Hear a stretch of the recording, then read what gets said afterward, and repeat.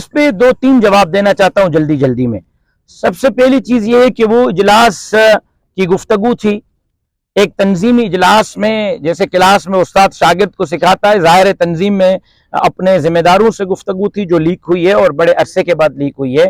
اس گفتگو پہ تو اپریشیٹ کرنا چاہیے کہ میرا بھائی اپنے جماعت کے عہدیداروں کو یہ سمجھا رہا ہے کہ مسلک کی تفرقات سے باہر نکلیں اور اس چیزوں سے باہر نکلیں کہ حاضر ناظر کا مسئلہ اور نور بشر کا مسئلہ اور ہاتھ چھوڑنے اور ہاتھ باندھنے کا مسئلہ اور فلاں مسئلہ آپ لوگوں کی نمائندگی کریں۔ اس پہ تو اس کی پیٹھ تھپکیں کہ وہ اپنے کارکنوں کو جو ہے وہ شدت پسندی سے نکال کر اعتدال کی طرف لا رہا ہے اور محبت کا پیغام دے رہا ہے۔ دوسری بات اس میں اس نے بات کی ہے الہاد کی کہ جی فتنہ الہاد بڑھ رہا ہے۔ اس میں اس نے مثال دی اپنے ایک رشتہ دار کی کہ جی میرے خاندان میں ایک رشتہ دار ہے، اس سے کہا کہ جی مجھے دریا میں پھینک دینا، جب میں مر جاؤں جنازہ مت پڑھنا۔ دوسرا اس نے مثال دی ایک ڈاکٹر کی کہ ڈاکٹر نے پوچھا کہ اللہ کہاں ہے۔ اب میں آپ سے پوچھنا چاہتا ہوں کہ آپ اللہ کا انکار کریں، آپ سیکولر، آپ رسول اللہ کا انکار کریں، آپ سیکولر، آپ قرآن کا انکار کریں، آپ سیکولر۔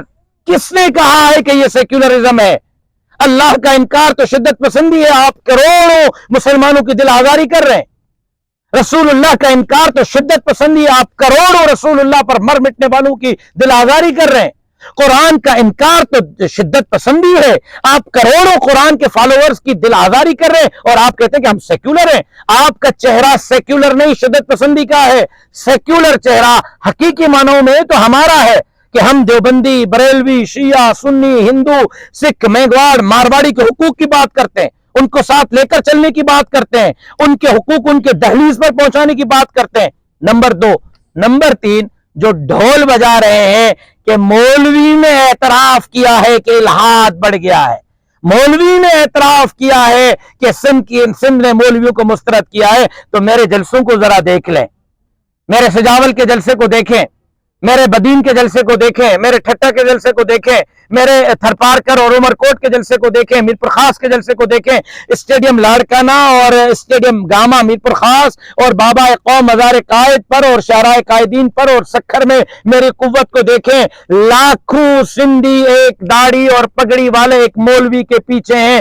یہ سندھی بتا رہے ہیں کہ وہ دین سے، داڑھی اور پگڑی سے اور اسلام سے اور رسول اللہ سے محبت کرتے ہیں، وہ آپ کے ساتھ نہیں۔ اس سے ایک مثال دی ہے اور آپ اس پہ ڈھول بجا رہے کہ الہاد والے جیت گئے اور دیندار جو ہے وہ ہار گئے۔ ان کو کہتا ہوں جو فیس بک پہ پوسٹیں رکھ رہے ہیں کہ ذرا اپنی کیمرہ کھول کر فجر کی نماز پہ، ظہر کی نماز پہ، عصر پہ، مغرب پہ، عشاء پہ اپنے محلے کی مسجد سے لائیو چلایا کریں کتنے لوگ آپ کے ساتھ کھڑے ہوئے ہیں اور کتنے لوگ مسجد سے اللہ کے سامنے سجدہ کر کے نکل رہے ہیں۔ جمعہ کی نماز پہ لائیو نشریات چلایا کریں، آپ کے ساتھ کتنے کھڑے ہیں مسجد کے دروازے پر اور اللہ کو سجدہ دے کر کتنے نکل رہے ہیں۔ سندھ باب الاسلام تھی، سندھ باب الاسلام ہے، سندھ باب الاسلام رہے گی، لیکن ہاں ایک مولوی، ہاں ایک عالم، ہاں ایک مذہب اور مسلک کا فالوور وہ لوگوں کو اللہ کی طرف بلائے گا، رسول اللہ کی طرف بلائے گا، قرآن کی طرف بلائے گا، شریعت کی طرف بلائے گا۔